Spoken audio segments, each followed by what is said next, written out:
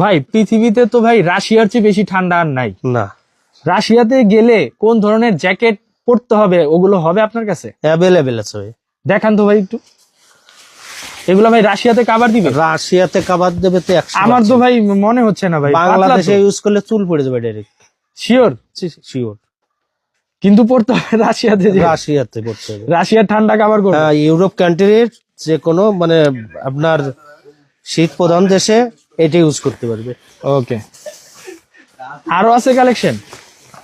এই যে আরেকটা।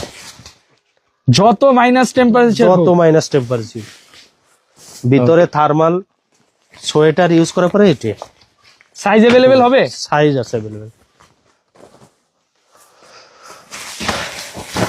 একদম 100% অরিজিনাল হবে না? এগুলো তত হেভি না, তবে মাইনাস এর।